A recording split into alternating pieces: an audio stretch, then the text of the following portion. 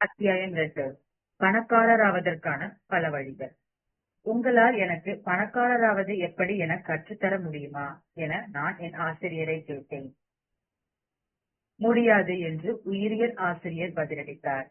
என் வேலை நீ கல்வி கற்க உதவுவதுதான். அதன் மூலம் நீ ஒரு நல்ல வேலையை தேடிக்கொள்ளலாம். ஆனால் நான் வேலையை விரும்பாவிட்டால் பணக்காரராக விரும்பினால் என்னவாகும்? நான் கேட்டேன். நீ ஏன் பணக்காரராக விரும்புகிறாய் என் ஆசிரியர் கேட்டார். ஏனென்றால் நான் சுதந்திரமாக இருக்க விரும்புகிறேன். நான் என்ன செய்ய விரும்புகிறேனோ அதற்காக நேரமும் பணமும் உடையவனாக இருக்க ஆசைப்படுகிறேன். என் வாழ்க்கையின் பெரும் பகுதியை பிறருக்காக வேலை செய்து கழிக்க விரும்பவில்லை. என் வாழ்க்கை கனவுகள் என் சம்பளத்தின் அளவு தீர்மானிப்பதை நான் விரும்பவில்லை. என்ன மடத்தனம்! நீ சோம்பேறித்தனமான பணக்கார வாழ்க்கையை கனவு கண்டு கொண்டிருக்கிறாய். நீ நல்ல மதிப்பெண் பெற்று நல்ல ஊதியமுள்ள வேலையை பெறாவிட்டால் நீ பணக்காரனாக முடியாது என்ற ஆசிரியர் தொடர்ந்து, இப்பொழுது நீ உன் தவளையிடம் திரும்பி போ என்றார். நாம் வாழ்க்கையில் பொருளாதார ரீதியாக வெற்றிகரமாக இருக்க விரும்பினால் அதற்கு 3 வகையான கல்விகள் தேவை. அவை பள்ளிசார் கல்வி, தொழில்சார் பயிற்சி கல்வி மற்றும் பொருளாதார கல்வி. பள்ளிசார் கல்வி.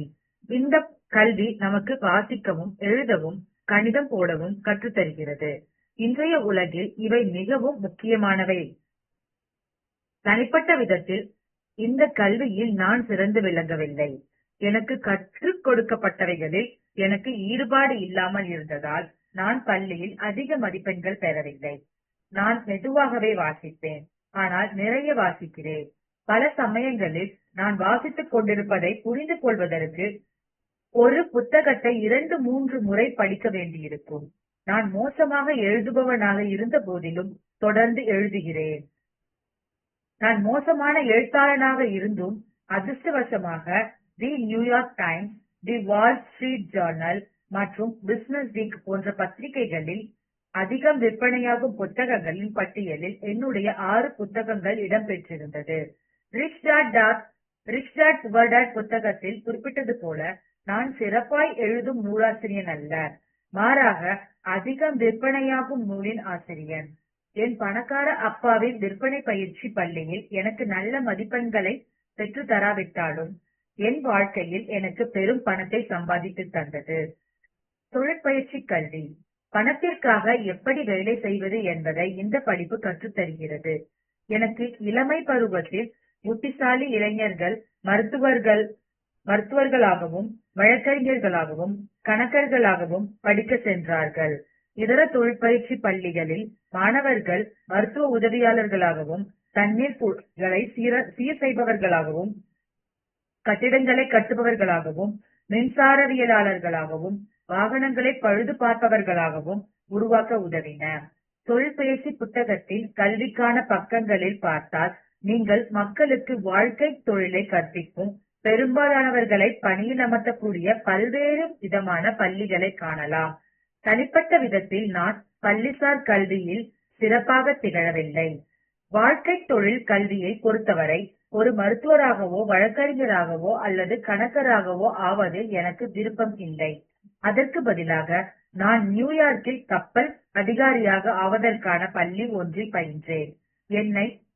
எண்ணெய் கப்பல், பயணிகள் கப்பலில் ஆகியவற்றில் பயின்றேன். அங்கே படித்து முடித்த போது வியட்நாம் போர் நடந்து கொண்டிருந்தது. எனவே கப்பல் துறையில் வேலையில் சேருவதை விடுத்து புளோரிடாவில் உள்ள பென்சாகோலாவிற்கு சென்று அமெரிக்காவின் நேவி பைலட் ஸ்கூலில் பைலட்டாக பயிற்சி எடுத்தேன். வியட்நாமில் அமெரிக்க கடற்படைக்காக ஹெலிகாப்டர் ஓட்டினேன்.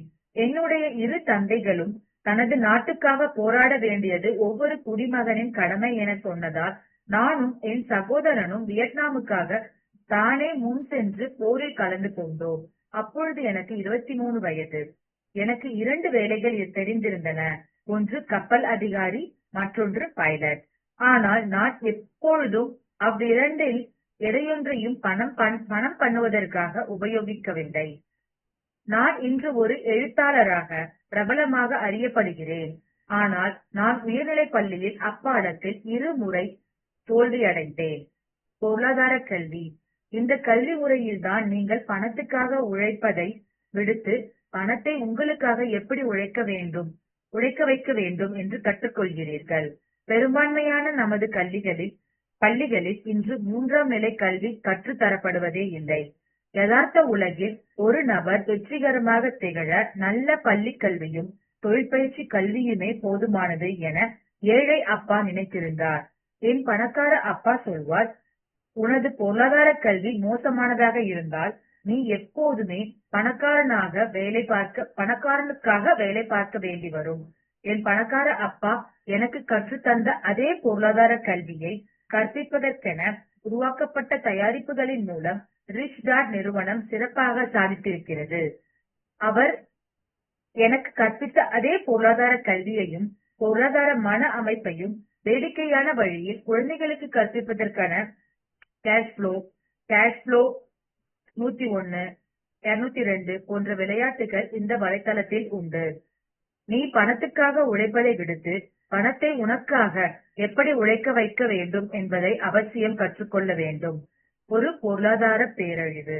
அமெரிக்காவும் பல மேற்கத்திய நாடுகளும் ஒரு பொருளாதார சரிவை சந்தித்துக் கொண்டிருக்கின்றன. என்னுடைய அபிப்பிராயத்தில் நமது கல்வி அமைப்புகள் மாணவர்களுக்கு போதுமான அளவு யதார்த்தமானதொரு பொருளாதார கல்வியை தர தவறியதன் காரணமாக ஒரு பொருளாதார பேரழிவை நாம் எதிர்நோக்கியிருக்கிறோம். நாம் பள்ளியில் தேவையான அளவு பொருளாதார கல்வியை பெறவில்லை என்பதை நம்மில் பலரும் அறிந்திருக்கிறோம். பணத்தை கையாள்வதும் முதலீடு செய்வதும் வாழ்க்கைக்கு மிக மிக இன்றியமையாதவை என்பது என் கருத்து. சமீபத்தில் பங்கு சந்தையில் லட்சக்கணக்கானோர் பேர் பல கோடி கணக்கிலான டாலர்களை இழந்ததை பார்த்தோம். கூடிய விரைவிலேயே ஒரு பொருளாதார சரிவு நிகழுமென நான் யூகிக்கிறேன். ஏனெனில் 1950ற்கு பின் பிறந்த பெரும்பாலான நபர்கள் ஓய்வுக்கு பின்பு செலவிடுவதற்கான போதுமான பணத்தை கொண்டிருக்கவில்லை. பணி ஓய்வுக்காக பணத்தை விடவும் மருத்துவ தேவைகளுக்கான பணம் இன்னும் முக்கியமானது. பொருளாதார ஆலோசகர்கள் உங்களது பணி ஓய்வுக்கு பின் உங்களது வாழ்க்கை செலவுகள் குறையும் என சொல்வதை அடிக்கடி கேட்கின்றேன். நீங்கள் பணி ஓய்வு பெற்ற பின் உங்களது மருத்துவ செலவுகள் அதிகரிக்கும் என்பதை அந்த பொருளாதார ஆலோசகர்கள் உங்களிடம் சொல்ல தவறிவிடுகின்றனர். எனது ஏழை அப்பா பணமில்லாதவர்களின் நலனை அரசாங்கம் கவனித்துக் கொள்ளும் என நம்பினார். என் மனதளவில் அவர் சொல்வதை ஒப்புக்கொள்ளும் அதே வேளையில் என் பொருளாதார அறிவு ஒரு வியப்பான கேள்வியை எழுப்புகிறது. விரைவில் வாழ்க்கைக்காகவும் மருத்துவ செலவுகளுக்காகவும் பொருளாதார ரீதியாக ஆதரவு தேவைப்படுகிற லட்சக்கணக்கான நபர்கள் வரப்போகிறார்கள். அவர்களுக்கு அரசாங்கம் எப்படி உதவப் போகிறது என்பதே அந்த வியப்பு. 2010 2ஆம் உலகப் போருக்கு பின் பிறந்த 8 கோடி பேரில் ஒரு சில லட்சம் பேர் ஓய்வு பெற தொடங்குவார்கள். அவர்களில் எத்தனை பேர் பணிக்காலம் முடிந்ததும் வாழ்க்கைக்கு போதுமான பணத்தை கொண்டிருக்கின்றனர் என்பதே என்னுடைய கேள்வி. லட்சக்கணக்கான முதியவர்கள் தங்களுடைய வாழ்க்கையையே வெறுமனே ஓட்டுவதற்கு அரசையோ பிறரையோ சார்ந்திருக்கும் இச்சூழலில் இளைய தலைமுறையினர் எத்தனை பேர் முதிய தலைமுறையினரிடம் வாழ்க்கை செலவுகளுக்காக தேவைப்படும் கோடிக்கணக்கான பணத்தை செலவிட விருப்பமுடன் இருக்கின்றனர் என்று எனக்கு தெரியவில்லை.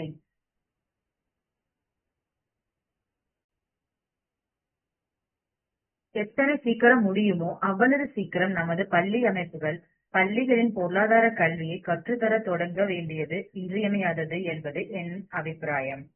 ஒரு தவளை அறுப்பது எப்படி என கற்றுக்கொள்வது எத்தனை முக்கியமோ அத்தனை முக்கியம் பணத்தை கையாளவும் முதலீடு செய்யவும் கற்றுக்கொள்வது.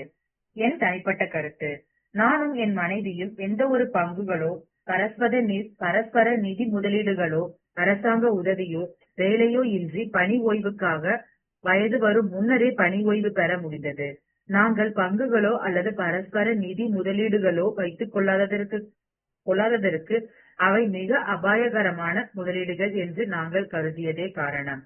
இருக்கும் முதலீடுகளிலேயே மிகவும் அபாயகரமான முதலீடு பரஸ்பர நிதி முதலீடுகள் தான் என்பது என் கருத்து. ஆனால் சம்பிரதாயமான பொருளாதார கல்வியோ அனுபவமோ உங்களுக்கு இல்லை எனில் அவை நல்ல முதலீடுகளாகப்படும். சமீபத்தில் நீங்கள் பொருளாதார செய்திகளை பின்பற்றி இருந்தால் 2000 மார்ச்சில் தொடங்கிய பங்கு சந்தை சரிவிற்கு முன்பு பொருளாதார ஆலோசகர்கள் இவ்வாறு சொல்வதை கவனித்திருக்கலாம். நீண்ட காலத்திற்கு முதலீடு செய்யுங்கள், பல்வேறுபட்ட பங்குகளை வாங்கி வைத்திருங்கள். பங்கு சந்தை சரிவுக்கு பின்னும் அவர்கள் நீண்ட காலத்திற்கு முதலீடு செய்யுங்கள், பல்வேறுபட்ட பங்குகளை வாங்கி வைத்துக் கொள்ளுங்கள் என்று சொல்லிக் கொண்டிருக்கின்றனர். இவ்விரண்டிற்கும் வித்தியாசம் எதையாவது உங்களால் காண முடிகிறதா? நீங்கள் சொந்தமாக தொழில் தொடங்குவதுதான் பணக்காரர் ஆவதற்கு சிறந்த வழி. உங்களது தொழிலை தொடங்கி போதுமான அளவு பணப்புழக்கம் வந்தபின் பிற சொத்துக்களில் நீங்கள் முதலீடு செய்ய தொடங்கலாம். செம்மையான நிதி கல்வி இல்லையெனில் பெரும்பான்மையான பொருளாதார ஆலோசகர்களின் ஆலோசனைகளின்படி பரஸ்பர நிதி முதலீடுகளில் நீண்ட காலத்திற்கு முதலீடு செய்ய நீங்கள் ஆசைப்படலாம். உங்களுக்கு உறுதியான பொருளாதார கல்வி இருக்கும் எனில் அத்தகைய அபாயகரமான ஆலோசனையை பின்பற்ற வேண்டியதில்லை. எனது பணக்கார அப்பா என்னை செய்ய சொன்னதை நீங்கள் செய்யலாம். அது என்ன என்கிறீர்களா? முதலில் ஒரு தொழிலை உருவாக்குவதுதான். நீங்கள் சொந்தமாக தொழில் தொடங்குவதுதான் பணக்காரனாவதற்கு சிறந்த வழி என்று அவர் சொன்னார். மேலும் அவர் உங்களது தொழிலை தொடங்கி போதுமான அளவு பணப்புழக்கம் வந்தபின் பிற சொத்துக்களில் நீங்கள் முதலீடு செய்ய தொடங்கலாம் என்று சொன்னார். பணக்காரராவதற்கு இதர வழிகள். போதுமான பொருளாதார கல்வி இல்லாத காரணத்தால் நிறைய பேர் தொழில் தொடங்குவதற்கு பதில் பல சுவாரஸ்யமான வழிகளில் பணக்காரராக முயற்சிக்கின்றனர். உதாரணத்திற்கு, லட்சக்கணக்கான பேர் லாட்டரி வாங்குவதன் மூலமும் கடினமாக உழைத்து சேமிப்பதன் மூலமும் பணக்காரராக முயற்சிக்கின்றனர். ஒரு சிலர் இத்தகைய முறைகளை பயன்படுத்தி உண்மையிலேயே பணக்காரராகவும் செய்கின்றனர்.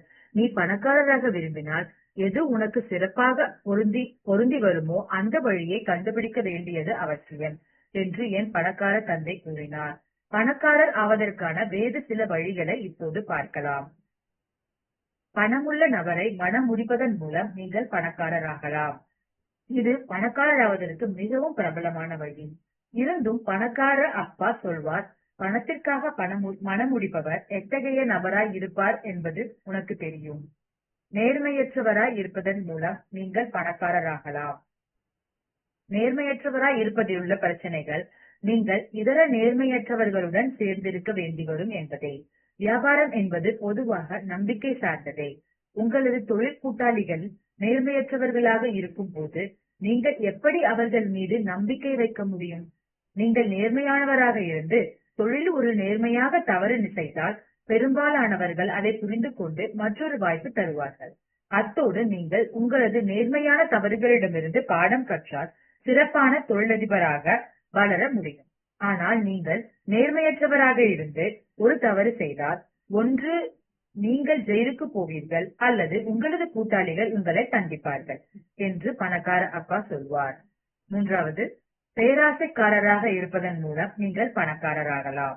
பேராசை குணத்தோடு இருப்பதன் மூலம் பணக்காரர்கள் ஆகலாம் என்ற எண்ணம் உடையவர்கள் உலகமெங்கும் காணப்படுகின்றனர். அனைத்து வகையான பணக்கார நபர்களும் பேராசை பிடித்த பணக்காரர்களே மிகவும் இழிவான நபர்கள் என என் பணக்கார அப்பா கூறியிருக்கிறார். 2000 ஏற்பட்ட பங்கு சந்தை வீழ்ச்சிக்கு பின் பல்வேறு கதைகள் உலகமெங்கும் வெளிவந்தன. தங்களது பொருளாதார ஆவணங்களை திருத்திய நிறுவனங்கள், முதலீட்டாளர்களிடம் பொய் சொன்ன தலைமை நிர்வாக அதிகாரிகள், சட்டவிரோதமான பங்குகளை விற்ற நபர்கள், தாங்கள் பங்குகளை விற்ற அதே நேரத்தில் தங்கள் ஊழியர்களை பங்குகளை வாங்கச் சொன்ன நிர்வாக அதிகாரிகள் பற்றிய கதைகள் எங்கும் உலாவின. பல மாதங்களுக்கு என்ரான், வேர்ல்ட்காம் நிறுவன தலைவர்களை பற்றிய செய்திகள் குவிந்தன. ஆர்தர் ஆண்டர்சன் மற்றும் வால் ஸ்ட்ரீட் ஆய்வாளர்கள் பொய் சொல்லிக் கொண்டும் ஏமாற்றிக் கொண்டும் திருடிக் கொண்டும் இருப்பதாக செய்திகள் பரவின. வேறு வார்த்தைகளில் சொன்னால், இந்த பேராசை பிடித்த பணக்காரர்களில் சிலர் இன்னும் பேராசை பிடித்தவர்களாகி விதிகளை மீறி நேர்மையற்றவர்களாக மாறினர். 21ஆம் நூற்றாண்டின் முதல் சில வருடங்கள் பேராசை பிடித்தவர்களாலேயே மிக மோசமான சிலரின் நேர்மையின்மையையும் ஊழலையும் வெளிப்படுத்தியது.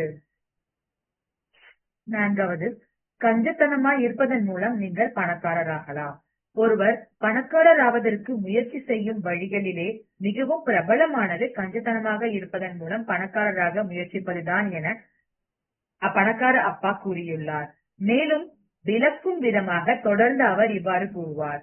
கஞ்சத்தனத்தால் பணக்காரராக முயற்சிப்பவர்கள் பெரும்பாலும் தன் வருவாயை அதிகரிக்குவதற்கு பதில் தன் வருவாய்க்கு கீழான வாழ்க்கையையே வாழ முயற்சிப்பார்கள்.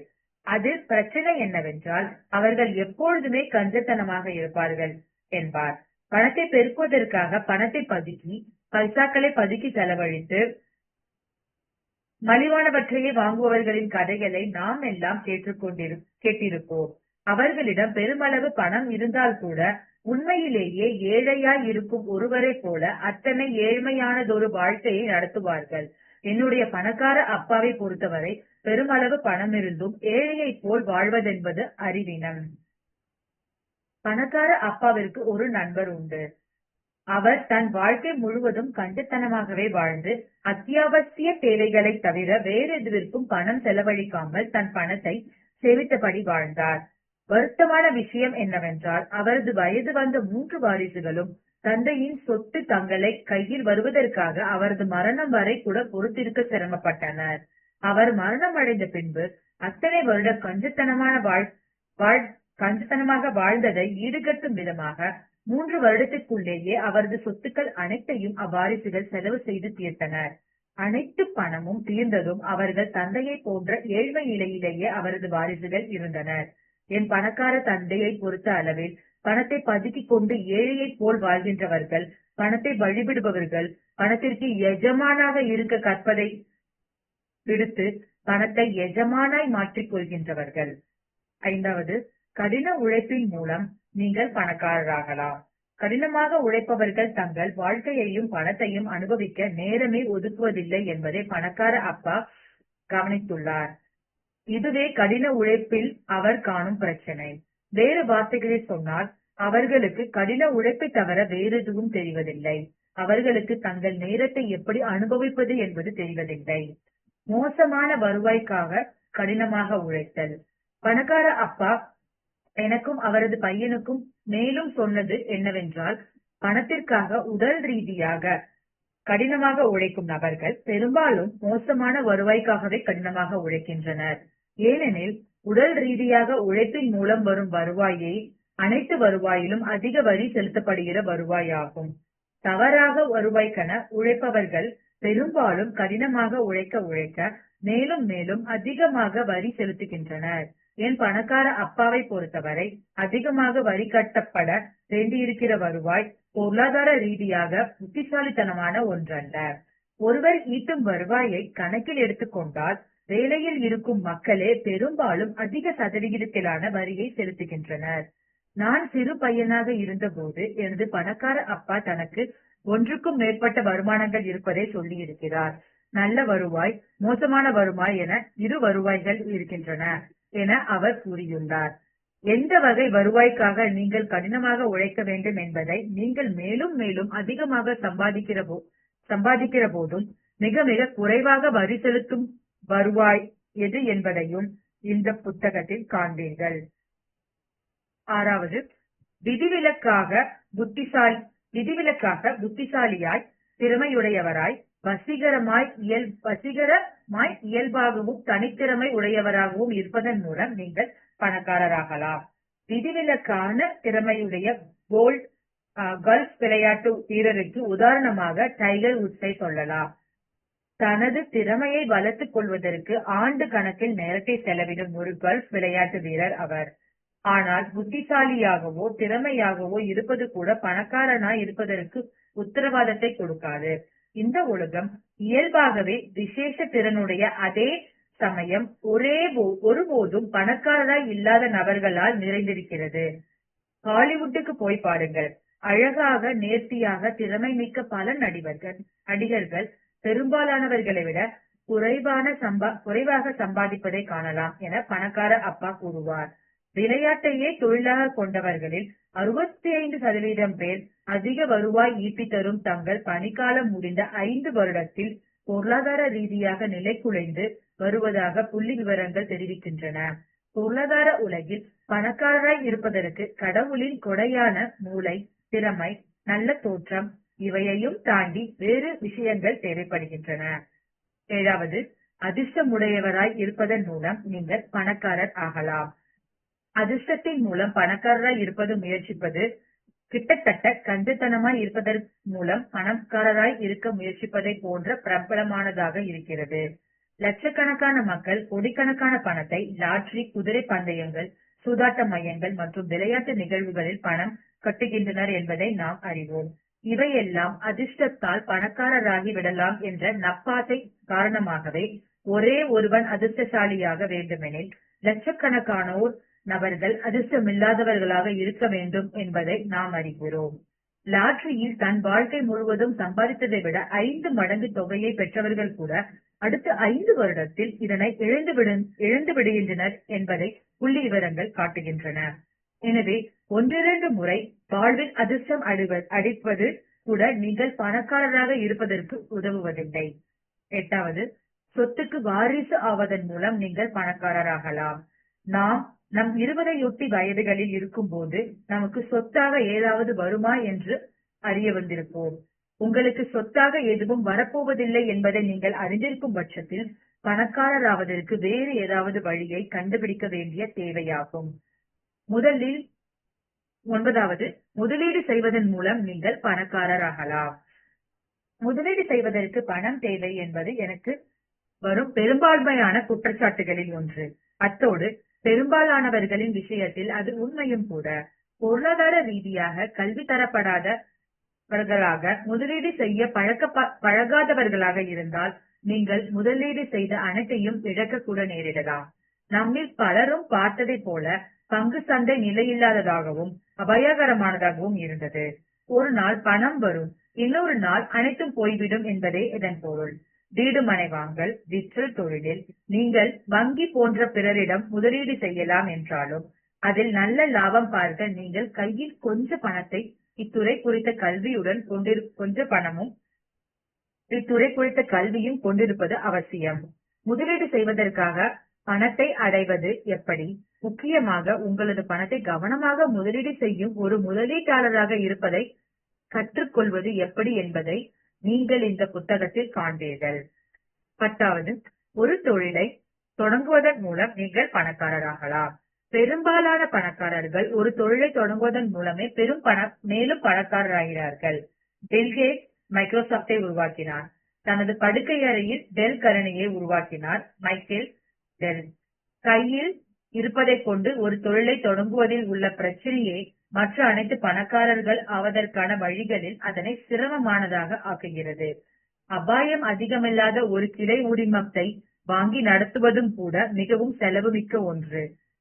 நன்கு பிரபலமான ஒரு கிளை உரிமத்தை பெற வேண்டுமென்றில் அதற்கு $1,00,000 $15,00,000 வரை ஆகலாம். அதுவும் கூட அந்த கிளை உரிமத்தின் உரிமைக்காக விலை மட்டுமே. முதன்மை கட்டணத்திற்கு மேலாக பயிற்சி, விளம்பரம் மற்றும் ஆதரவுக்கான தலைமை நிறுவனத்திற்கு தொகை செலுத்த வேண்டியதும் உண்டு. அத்தோடு இத்தனை ஆதரவுகள் இருந்தாலும் பெரும் பணம் சேர்க்க முடியும் என்பதற்கு உத்தரவாதம் கிடையாது. பல சமயங்களில் ஒருவர் வாங்கியது அவரது தனிப்பட்ட கிளை உரிமம் இழப்பில் இயங்கும் போதும் கூட அந்நபர் தலைமை நிறுவனத்திற்கு தொடர்ந்து அவசியம் பணம் கட்ட வேண்டியிருக்கும். இருந்த போதிலும் 0லிருந்து உங்கள் சொந்த வியாபார ராஜ்யத்தை தொடங்குவதை காட்டிலும் ஒரு கிளை உரிமத்தை வாங்குவது அபாயம் குறைவானதே. பெரும் தொழில் நிறுவனர்களுக்கும் சிறு தொழில் முதலாளிகளுக்கும் இடையே உள்ள வித்தியாசம். பணக்காரராவதற்கான 11வது வழிக்கு செல்வதற்கு முன் சிறு வியாபார முதலாளிகளுக்கும் பெரு தொழில் நிறுவனர்களுக்குமான வித்தியாசத்தை பற்றி நான் விவாதிக்க விரும்புகிறேன். அந்த வித்தியாசம் இதுதான். பெரிய தொழில் நிறுவனர்கள் நெட்வொர்க்கை உருவாக்குகிறார்கள். சொந்தமாக உணவகங்களை உடைய சிறு தொழிலதிபர்கள் உலகெங்கும் காணப்படுகின்றனர். ஒரேயொரு உணவகத்தை சொந்தமாக கொண்டவரும் மெக்டொனால்ட்ஸை நிறுவிய ரே குரோக்கும் இடையிலான வித்தியாசம். மெக்டொனால்ட்ஸ் கிளை உரிம நெட்வொர்க்கை எனப்படும் ஹாம்பர்கர் உணவகங்களின் நெட்வொர்க்கால் ஆனது என்பதேயாகும். வேறுபாட்டை காட்டும் மற்றொரு உதாரணம் CNN ஐ உருவாக்கிய டெட் டர்னருக்கும் தொலைக்காட்சி பழுதுபார்க்கும் கடை வைத்திருப்பவருக்கும் முதலாளிக்குமான வித்தியாசம். டர்னர் கேபிள் நியூஸ் நெட்வொர்க்கை உருவாக்கினார் என்பதே. மீண்டும் நெட்வொர்க் என்னும் வார்த்தையை கவனியுங்கள். சிறு வியாபார முதலாளிக்கும் பெரு தொழில் நிறுவனருக்குமான வித்தியாசம் அவர்கள் நெட்வொர்க்கின் அளவேயாகும். பெரும்பாலான சிறு வியாபார முதலாளிகள் சொந்தமாக தொழிலை கொண்டிருக்க மிக சில தொழில் நிறுவனர்களே நெட்வொர்க்கை உருவாக்குகின்றனர். எளிமையாக சொல்வதென்றால், ஒரு வியாபார நெட்வொர்க்கை உருவாக்குவதன் மூலமே உலகின் பணக்காரர்கள் மேலும் பணக்காரர்கள் ஆகின்றனர். பணக்காரராவதற்கான 11வது வழி. 11. நெட்வொர்க் மார்க்கெட்டிங் தொழிலை தொடங்கலாம். நெட்வொர்க் மார்க்கெட்டிங் தொழிலை 11வது வழியாக அல்லது முற்றிலும் தனிப்பட்ட வழியாக நான் வைப்பதற்கான காரணம், அது பணத்தை அடைவதற்கான மிகவும் புதிய மற்றும் புரட்சிகரமான வழியாகும். நீங்கள் பணக்காரராவதற்காக முதல் 10 வழிகளின் மீது துரிதமாக ஒரு பார்வையை செலுத்தினால், யார் அவ்வழிகளின் மூலம் பணக்காரர் ஆகிறார்களோ அவர்களது கவனம் தன் முனைப்பும் உடையதாக இருப்பதை கவனிக்கலாம். வேறு வார்த்தைகளில் சொன்னால், அது நிச்சயம் பேராசையுடையதாய் காணப்படும். உதாரணத்திற்கு, கஞ்சத்தனமாக இருப்பதன் மூலம் பணக்காரராக விரும்புபவர் ஒருவர் முதன்மையாவே தன் மீது சிந்தனையுடையவராக இருப்பார். ஒருவேளை சில குடும்பங்கள் அவரது நண்பர்களுடனும் அவருடனும் சேர்ந்து பணக்காரராகலாம். பணத்துக்காக திருமணம் செய்து கொள்பவர் நிச்சயம் தனக்கு கிடைக்கும் பணமே குறியாய் இருக்கிறதை காணலாம். பெரிய தொழில்களும் கூட ஒரு சில தேர்ந்தெடுக்கப்பட்ட நபர்கள் மட்டுமே பணக்காரராவதற்கு ஏதுவாய் இருக்கிறது. கிளை உரிமம் வந்தபோது நிறைய பேர் தொழிலதிபர்கள் ஆவதும் செல்வத்தை பகிர்ந்து கொள்வதும் சாத்தியமாயிற்று. பெரும்பாலான கிளை உரிமங்கள் இன்று பணம் வைத்திருப்பவர்களுக்கு மட்டுமே என்று மாறிப்போய் உள்ளது. உதாரணமாக, இன்றைக்கு மெக்டொனால்ட்ஸ் கிளை உரிமத்தை வாங்க $1 மில்லியன் மேல் ஆகும். எனவே இவர்கள் எல்லாம் மோசமானவர்கள் என்றோ பேராசைக்காரர்கள் என்றோ நான் சொல்லவில்லை. மாறாக, தனிப்பட்ட ஒருவர் செல்வந்தர் ஆவதில் கவனம் இருக்கிறதே என்று நிறைய பேர் பணக்காரர் ஆவதில் மீது கவனம் இல்லை என்றே நான் சொல்கிறேன். நெட்வொர்க் மார்க்கெட்டிங் செல்வத்தை அடைவதற்கு ஒரு புதிய புரட்சிகரமான வழி. பணக்காரர் ஆவதற்கு 11வது வழியாக நெட்வொர்க் மார்க்கெட்டிங்கை நான் வைத்ததற்கான காரணம், உண்மையிலேயே பெரும் செல்வத்தை அடைய விரும்பும் எவரொருவரும் தங்களுக்குள் செல்வத்தை பகிர்ந்து கொள்வதற்கான புரட்சிகரமான வழியாய் இது இருக்கிறது என்பதனாலேயே ஆகும். நெட்வொர்க் மார்க்கெட்டிங் அமைப்பு என்பது எவரொருவரும் செல்வத்தை பகிர்ந்து கொள்வதை சாத்தியமாக்கும் ஒரு கட்டமைப்பாகும். நெட்வொர்க் மார்க்கெட்டிங்கின் அமைப்பை பல சமயங்களில் நான் ஒரு தனிப்பட்ட கிளை உரிமம் அல்லது ஒரு பார்வைக்கு புலப்படாத பெரிய வியாபார நெட்வொர்க் என்று அழைப்பேன். என் அபிப்பிராயத்தில் நெட்வொர்க் மார்க்கெட்டிங் பணத்தை அடைவதற்கான ஜனநாயகமான வழியாகும்.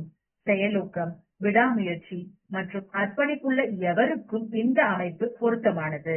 இந்த அமைப்பு, நீங்கள் கல்லூரி படிப்பை முடித்திருந்தாலே, நீங்கள் எந்த கல்லூரிக்கு போனீர்கள், இன்றைக்கும் நீங்கள் எவ்வளவு பணம் சம்பாதிக்கிறீர்கள், எந்த இனம், ஆணா பெண்ணா, புகழ்பெற்றவரா என்பது குறித்தெல்லாம் அக்கறை காட்டாது. பெரும்பாலான நெட்வொர்க் மார்க்கெட்டிங் நிறுவனங்கள் நீங்கள் கற்பதற்கும் மாறுதலுக்கும் வளர்ச்சிக்கும் எத்தனை விருப்பமுடன் இருக்கிறீர்கள், நீங்கள் ஒரு தொழிலுக்கு சொந்தக்காரராக இருக்கையில் பல்வேறு இன்னல்களை எதிர்கொள்ளும் தைரியம் இருக்கிறதா என்பதை குறித்தே பெரிதும் அக்கறை காட்டுகின்றன. தனிநபர் கிளை உரிம முறை என்று நான் அழைக்கும் நெட்வொர்க் மார்க்கெட்டிங் அமைப்பு செல்வத்தை அடைவதற்கான ஜனநாயக வழிமுறை. சமீபத்தில் நான் மிகவும் புகழ்பெற்ற பணக்கார முதலீட்டாளர் ஒருவரின் சொற்பொழிவில் ஒளிப்பதிவை கேட்டேன். அது ஒரு பிரபலமான வணிக பள்ளியில் ஆற்றிய சொற்பொழிவு. நான் அந்த வணிக பள்ளியின் பெயரையோ அல்லது அந்த பிரபலத்தின் பெயரையோ குறிப்பிடப் போவதில்லை. ஏனெனில் நான் சொல்ல இருப்பது அவர்களை பற்றிய புகழுரை அல்ல. அவர் சொன்னார், மக்களுக்கு முதலீடு செய்ய கற்றுத் தருவதில் எனக்கு விருப்பமில்லை. ஏழை மக்கள் வாழ்க்கையில் முன்னேற உதவுவதில் எனக்கு விருப்பமில்லை. நான் விரும்புவது இப்பள்ளியில் பயிலும் உங்களை போன்ற புத்திசாலித்தனமான நபர்களுடன் நேரம் செலவிடுவதையே. அவர் சொன்னதை தனிப்பட்ட அளவில் என்னால் ஒப்புக்கொள்ள முடியாத போது உள்ளதை சொன்ன நேர்மைக்காக அவரை நான் பாராட்டுகிறேன். என்னுடைய பணக்கார அப்பாவின் பணக்கார நண்பர்களுடன் என் வாழ்வில் பெரும் பகுதியை செலவிட்ட ஒரு நபர் என்ற முறையில் இது போன்ற கூற்றுகளை நான் பல முறை கேட்டிருக்கிறேன். ஆனால் அவர்கள் இதை மறைமுகமாகவே சொல்கின்றார்கள். வெளி உலகிற்கு அவர்கள் தர்ம காரியங்களுக்காக பணம் சேர்க்கும் நிகழ்வுகளில் கலந்து கொள்கிறார்கள். பிரபலமான விஷயங்களில் பணத்தை கொடுத்து உதவுகின்றனர். ஆனால் அவர்களில் பலர் தாங்கள் சமூக ரீதியாக ஏற்றுக்கொள்ளப்பட வேண்டும் என்பதற்காக மட்டுமே இதனை மேற்கொள்கின்றனர். அவர்களது தனிப்பட்ட சந்திப்புகளில் அவர்களது உண்மையான எண்ணங்கள் என்ன என்பதை நான் பல முறை நேரடியாக அறிந்திருக்கின்றேன். அவை அந்த பிரபலமான வணிக பள்ளியில் தந்த பிரபல முதலீட்டாளர் பேசியதற்கு ஒத்த கருத்துக்களாகவே இருந்தன. அனைத்து செல்வந்தர்களும் இத்தகைய பணம் படைத்தவர்கள் அல்ல என்பது வெளிப்படை. இருந்த போதிலும் வசதியற்றவர்களுக்கு உதவுவதில் ஆர்வமற்றவர்களாகவும் பேராசைக்காரர்களாகவும் இருப்பதன் மூலம் எத்தனை பேர் பணக்காரர்களாகவும் வெற்றிகரமானவர்களாகவும் இருக்கின்றனர் என்பது குறித்து நான் தொடர்ந்து ஆச்சரியப்படுகின்றேன். அனைத்து செல்வந்தர்களும் இத்தகைய மனநிலை கொண்டவர்கள் அல்ல என்பதை நான் மீண்டும் குறிப்பிட வேண்டும். ஆனால் எனது அனுபவத்தில் நான் முதலில் குறிப்பிட்ட வகை நண்பர்களே கணிசமானவர்கள். நெட்வொர்க் மார்க்கெட்டிங் துறையை நான் ஆதரிப்பதற்கான முதன்மையான காரணம் செல்வத்தை அடைவதற்கான முந்தைய அமைப்புகளை காட்டிலும் இந்த அமைப்பு நியாயமானது என்பதே ஆகும். ஹென்றி போர்டு உலகின் மகத்தான தொழிலதிபர்களில் ஒருவர். போர்டு தனது மோட்டார் கம்பெனியின் லட்சியத்தை நிறைவேற்றியதன் மூலம் பணக்காரரானார். காரை ஜனநாயகப்படுத்துதல் என்பதே போர்டின் இலட்சியம். இந்த லட்சியம் மிகவும் புரட்சிகரமானது. ஏனெனில் போர்டின் காலத்தில் கார் என்பது பணக்காரர்களுக்கான ஒன்றாகவே இருந்தது. கார் அனைவரும் வாங்கி உபயோகிக்கும் ஒன்றாக மாற்றப்பட வேண்டும் என்பதே ஹென்றி போர்டின் எண்ணமாக இருந்தது. இதுதான் காரை ஜனநாயகப்படுத்துதல் என்பதன் பொருள். இன்னும் சுவாரஸ்யமாக விஷயம் என்னவென்றால், ஹென்றி போர்டு எடிசனின் வழியில் தன்னுடைய ஓய்வு நேரத்திலேயே தன் முதல் காரை வடிவமைத்தார். 1903 போர்டு மோட்டார் கம்பெனி பிறந்தது. அவர் தன் காரை அனைவருக்கும் வாங்கும் விலையில் தந்ததோடு மட்டுமல்லாமல் தன் ஊழியர்களுக்கு அந்த துறையிலேயே அதிகமாக சம்பளம் வழங்கியதோடு மட்டுமல்லாமல் தன் ஊழியர்களுக்கு லாபம் பகிர்வு திட்டத்தையும் அறிவித்தார். ஆண்டுகளுக்கு $30 மில்லியன் தொழிலாளர்களுடன் பகிர்ந்து கொண்டார். இன்றை காட்டிலும் 1900களில் ஆரம்ப காட்டத்தில் அந்த மதிப்பு மிகவும் அதிகம். வேறு வார்த்தைகளில் சொன்னால், ஹென்றி போர்டு தனது வாடிக்கையாளர்கள் மீது மட்டுமல்லாமல் தன் பணியாளர்கள் மீதும் அக்கறை காட்டியதன் மூலம் செல்வந்தரான மனிதர் ஆனார். அவர் பேராசைக்காரர் அல்ல, மாறாக தாராள மனதுடையவர். எடிசனை போலவே ஹென்றி போர்டும் பெரிய அளவில் கல்வி கற்றவர் அல்ல. சம்பிரதாயமான கல்வியறிவு இல்லாததன் காரணமாக போர்டு பல முறை ஏளனம் செய்யப்பட்டார். விமர்சனத்திற்கு தனிப்பட்ட தாக்குதலுக்கும் ஆளானார். மெத்த படித்த புத்திசாலிகள் ஒரு சோதனையில் கலந்து கொள்ளும்படி போர்டை கேட்டுக்கொண்ட கதை எனக்கு பிடித்த கதைகளில் ஒன்றாகும். அந்த குறிப்பிட்ட நாளில் அந்த புத்திசாலி நபர்கள் குழு அவரை கேள்விகளுக்கு உட்படுத்தி போர்டு படிப்பறிவில்லாதவர் என நிரூபிக்க விரும்பினர். அவர் பயன்படுத்தும் என்ஜினின் இழுவிசை ஆற்றல் என்ன என அறிவுஜீவி போர்டை கேட்க அந்த சோதனை தொடங்கியது. போர்டிற்கு விடை தெரிந்திருக்கவில்லை. அவர் தன் மேஜையில் இருந்த பல தொலைபேசிகளில் ஒன்றை எடுத்து அதற்கு விடை தெரிந்து வைத்திருந்த தனது நிறுவனத்தின் துணைத் தலைவரை அழைத்தார். அவரும் அந்த அறைக்குள் வர போர்டும் அவரிடம் அந்த கேள்வியை கேட்க அந்த குழு எதிர்பார்த்த விடையை சொல்லினார். அடுத்த அறிவுஜீவி இன்னொரு கேள்வி கேட்க இதற்கும் போர்டுக்கு விடை தெரிந்திருக்கவில்லை. மறுபடியும் இக்கேள்விக்கு விடை தெரிந்த தன் பணியாளர்களில் ஒருவரை தொலைபேசியில் அழைத்து பதில் சொல்ல செய்தார். இப்படியே தொடர்ந்து நடக்க அந்த குழுவில் இருந்த அறிவுஜீவிகளில் ஒருவர் கத்தினார், நீங்கள் விவரமில்லாதவர் என்பதை இதுவே நிரூபிக்கிறது. நாங்கள் கேட்ட எந்த கேள்விக்கும் உங்களுக்கு விடை தெரியவில்லை. ஹென்றி போர்டு இப்படி பதில் சொன்னதாக சொல்லப்படுகிறது. எனக்கு பதில்கள் தெரியாதுதான். அதற்கு காரணம், நீங்கள் எதிர்பார்க்கும் பதில்களால் என் தலையை குப்பையாக்கிக் கொள்ள வேண்டிய அவசியம் எனக்கில்லை. நான் நினைவில் வைக்க வேண்டுமென நீங்கள் எதிர்பார்க்கும் பதில்களை மனப்பாடம் செய்துள்ள உங்களது பள்ளிகளிலிருந்து கற்று வந்துள்ள இளைஞர்களை நான் பணிக்கு அமர்த்தியுள்ளேன். நீங்கள் புத்திசாலித்தனம் என நினைக்கும் தகவல்களை மனப்பாடம் செய்வது நான் செய்வது என் வேலையல்ல. இது போன்ற அற்ப விஷயங்களையும் குப்பைகளையும் தலையில் சேர விடாமல் பார்த்துக் கொள்வதே என் வேலை. அப்போதுதான் என்னால் சிந்திக்க முடியும் என்று சொல்லி கல்வி பின்புலம் உடைய அந்த அறிவு ஜீவிகளை வெளியேறுமாறு கேட்டுக்கொண்டார். பல வருடங்களாக அமெரிக்க கோடீஸ்வரரான ஹென்றி போர்டின் மிக முக்கிய கூற்றுகளில் ஒன்றாக நான் கருதும் ஒன்றை நான் என் நினைவில் வைத்திருக்கிறேன். அது இதுதான்: இருப்பதிலேயே கடினமான வேலை சிந்திப்பதுதான். அதனால்தான் வெகு சிலர் மட்டுமே அதில் இறங்குகின்றனர். இருப்பதிலேயே கடினமான வேலை சிந்திப்பதுதான். அதனால்தான் வெகு சிலர் மட்டுமே அதில் இறங்குகின்றனர். அனைவருக்கும் செல்வம். எனது அபிப்பிராயத்தில் புதிய வகை தொழிலான நெட்வொர்க் மார்க்கெட்டிங் தொழில் புரட்சிகரமான ஒன்றாகும். ஏனெனில் இதுவரை தேர்ந்தெடுக்கப்பட்டிருந்த அல்லது அதிர்ஷ்டமுடைய ஒரு சிலருக்கோ மட்டுமே செல்வம் என்றிருப்பதற்கு மாறாக வரலாற்றிலேயே முதன்முறையாக எவரோ ஒருவர் செல்வந்தராவது சாத்தியம் என்பது இந்த துறையாலேயே ஏற்பட்டிருக்கிறது. இந்த புதிய வகை தொழிலின் மீது சில கருத்து வேறுபாடுகள் நிலவுவதையும் நான் அறிந்திருக்கிறேன். இந்த தொழிலில் சில பேராசைக்காரர்களும் நேர்மையற்றவர்களும் இருப்பதை அறிவேன். இருந்தும் நீங்கள் ஓரடி பின்னால் எடுத்து வைத்து இந்த புதிய வகை தொழிலை பார்வையிட்டால் பணத்தை பகிர்ந்து கொள்வதற்காக சமூகத்தால் பெரிதும் வரவேற்கப்படுகிற அமைப்பு இது என்பதை காண்பீர்கள். பேராசைக்காரர்களுக்கும் நெட்வொர்க் மார்க்கெட்டிங் தொழில் பொருத்தமானதல்ல. மற்றவர்களுக்கு உதவும் விரும்பும் நபர்களுக்கான மிக சரியான திட்டம் இது. வேறு வழியில் சொன்னால், வேறு ஒருவர் பணக்காரராவதற்கு உதவுவதன் மூலம் மட்டுமே நீங்கள் பணக்காரராக முடியும். அந்த வழியில் மட்டுமே நெட்வொர்க் மார்க்கெட்டிங் தொழில் செயல்படும். என்னை பொறுத்தவரை தாமஸ் எடிசனும் ஹென்றி போர்டும் எப்படி அவர்களது காலத்தில் எத்தனை புரட்சிகரமானவர்களாக இருந்தார்களோ அது போலவே நெட்வொர்க் மார்க்கெட்டிங் துறை இன்று புரட்சிகரமாக விளங்குகிறது. பெரும்பாலானவர்கள் தாராளமானவர்கள் என்பதை நான் அறிவேன். சிறிதளவும் பேராசையும் தனிப்பட்ட சுயநலமும் எப்பொழுதும் ஆரோக்கியமானது. எனவே நான் எப்பொழுதும் பேராசையை கண்டித்துக் கொண்டிருப்பதில்லை. அந்த பேராசையும் சுயநலமும் அளவுக்கு அதிகமாக மாறும்போதுதான் நம்மில் பெரும்பாலானோர் எதிர்ப்பு தெரிவிக்கின்றோம் அல்லது அருவருப்பில் நெழுகின்றோம். பெரும்பாலானவர்கள் தாராளமானவர்களாகவும் சக மனிதர்களுக்கு உதவவும் விரும்புவதால் இந்த புதிய நெட்வொர்க் மார்க்கெட்டிங் தொழிலானது இன்னும் நிறைய பேருக்கு உதவுவதற்காக ஆற்றலை கொடுக்கிறது. இருந்தும் இந்த புதிய வகை தொழில் அனைவருக்கும் பொருத்தமானதல்ல.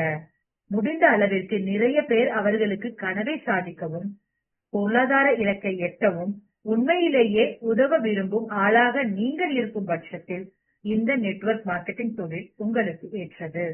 சுருக்கமாக, இன்றைக்கு ஒரு மனிதர் பணக்காரராக நிறைய வழிகள் உள்ளன. பணக்காரராவதற்கு சிறந்த வழி எந்த வழி உங்களுக்கு சிறப்பாக பொருந்தும் என்று கண்டுபிடிப்பதேயாகும். நீங்கள் மற்றவருக்கு உதவுவதை விரும்பும் நபராக இருந்தால் இந்த புதிய வகை நெட்வொர்க் மார்க்கெட்டிங் தொழில் உங்களுக்கானது என நான் நம்புகிறேன். அதனால்தான் இந்த புத்தகத்திற்கு நான் பிறருக்கும் உதவ விரும்புபவர்களுக்கான பிசினஸ் ஸ்கூல் என தலைப்பு வைத்தேன். மற்றவர்களுக்கு உதவுவது உங்கள் வேலை இல்லை என நீங்கள் நினைத்தால் நீங்கள் தேர்ந்தெடுப்பதற்கு பிற 10 வழிகள் இருக்கின்றன. பின்வரும் அத்தியாயங்களில் பெரும்பாலான நெட்வொர்க் மார்க்கெட்டிங் நிறுவனங்களில் நான் கண்ட அடிப்படை மதிப்பீடுகள் பற்றி நான் விவாதிக்க உள்ளேன். இந்த அடிப்படை மதிப்பீடுகள் இந்த துறையில் ஓர் அங்கமாக நீங்கள் இருக்க போகிறீர்களா இல்லையா என தீர்மானிப்பதற்கு உதவும் என்பது என் அபிப்பிராயம். என் பணக்கார அப்பா அவரது பையனும் எனக்கும் கற்றுத்தந்த விஷயங்களில் ஒன்று பணத்தை விடவும் அடிப்படை மதிப்பீடுகள் மிகவும் முக்கியமானவை என்பதே. அவர் அடிக்கடி சொல்வார், நீங்கள் கஞ்சத்தனத்துடன் இருப்பது மூலமும் பேராசை குணத்துடனும் இருப்பதன் மூலமும் பணக்காரராகலாம். அதே போல தாராளமானவர்களாக இருப்பதன் மூலமும் செழிப்பானவர்களாக இருப்பதன் மூலமும் பணக்காரராகலாம். உங்களுக்குள் இருக்கும் அடிப்படை மதிப்பீடுகளோடு மிகவும் பொருந்தி போகிற வழியையே நீங்கள் தேர்ந்தெடுக்க வேண்டும்.